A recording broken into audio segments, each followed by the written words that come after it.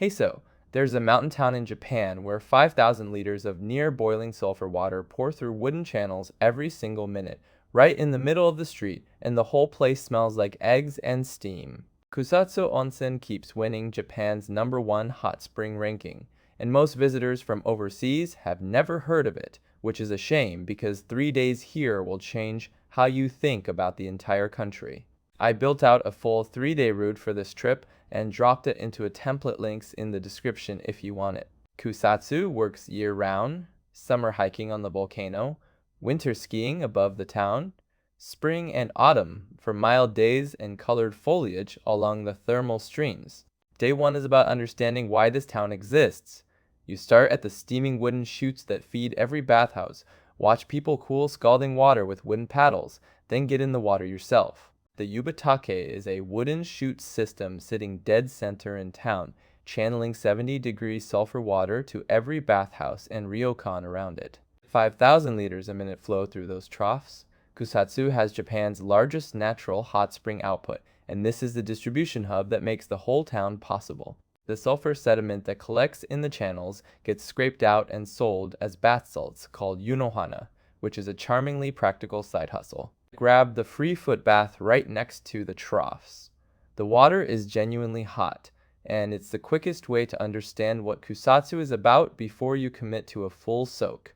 Right next to the Yubatake is the Netsunoyu theater, where costume performers stand over nearly boiling water and stir it with long wooden paddles in time with folk songs. This isn't a show invented for tourists before mechanical cooling. This was genuinely how Kusatsu made its water safe to bathe in without diluting the minerals. The combination of rhythmic splashing, singing in a warm wooden hall, and thick steam rising from the trough is something you genuinely won't find anywhere else.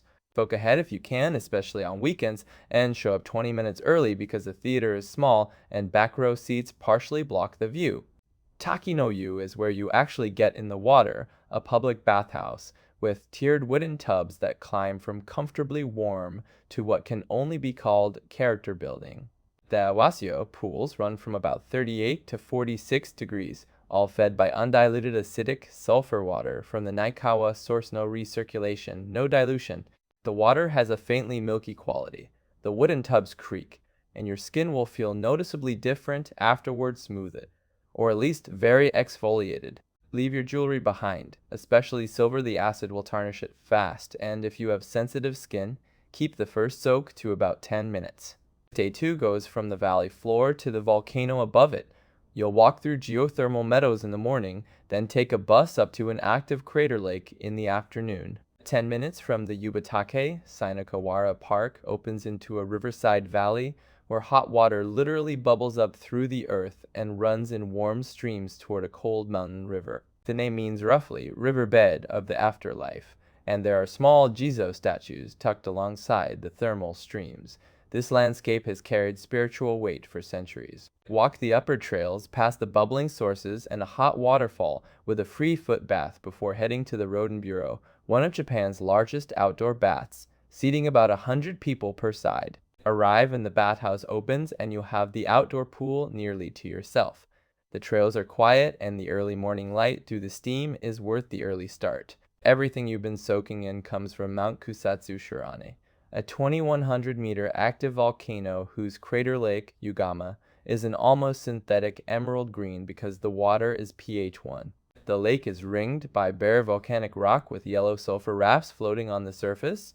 It looks more like another planet than anything you'd expect in central Japan. This is a genuinely active volcano. It erupted as recently as 2018, and alert levels fluctuate, so check the Japan Meteorological Agency status the morning you go because crater access closes at level 2. Bring warm layers, regardless of season. 2,000 meters with wind is always cold, and catch the JB bus from the bus terminal on its limited schedule. Shirahata no Yu is the largest public bathhouse in Kusatsu, and it costs exactly nothing the same sulfur water people pay thousands for at Ryokan in a simple tiled pool, free. Kusatsu has kept free community bathhouses running for centuries because the founding idea is that the hot water belongs to everyone, not just paying guests. Come in the evening after your day on the mountain. Weekday nights are quieter. The crowd shifts to locals doing their regular routine, and the heat hits differently when you're genuinely tired. The water arrives straight from the source with almost no cooling, so test it with your hand first. The pools are small, maybe 2 to 4 people, and the facilities are as no frills as it gets. Day 3 shifts from soaking to altitude a morning on the mountain, whether that means skiing or riding a gondola, then stone-milled soba for lunch, and one final bath overlooking where you started. The Kusatsu ski resort on Mount Tengo sits on a piece of sports history. This was home to one of Japan's very first ski lifts, back when the country was just figuring out the sport. If you're here outside winter, the Pulse Gondola Tengi still runs and gives you panoramic views across volcanic ridgelines with the steaming town visible far below. Warmer months add ziplining and mountain karting, so the area earns its keep in every season, not just when there's snow on the ground. Go early for the clearest views before afternoon clouds roll in, and bring a layer. The temperature drop at the top catches people off guard even in summer.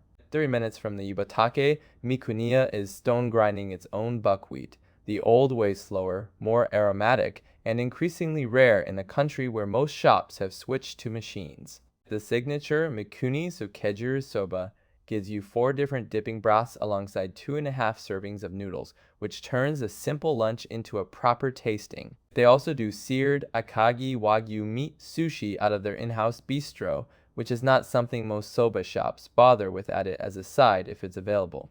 Arrive before noon because Mikuniya is small and popular and the lunch queue builds fast.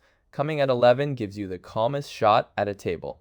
Gozonoyu is a 2-story cedar bathhouse right next to the Yubatake, built in 2013, but designed to look like it's been there for a century.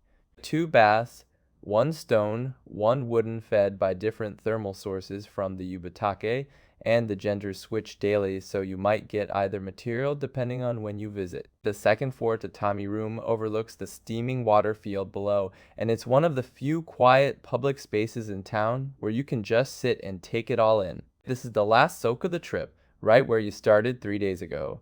And somehow the steam and the sulfur smell hit different when you actually understand what's under your feet. 3 days in Kusatsu and you'll never look at a hot spring the same way you've seen, where the water comes from, cooled it yourself, soaked in it for free, and stood on the volcano that makes it all possible. I put the whole Kusatsu route into a template with the map view built in. Grab it from the link in the description. Let me know which bathhouse ended up being your favorite, or if there's a spot in Kusatsu I should add to the list.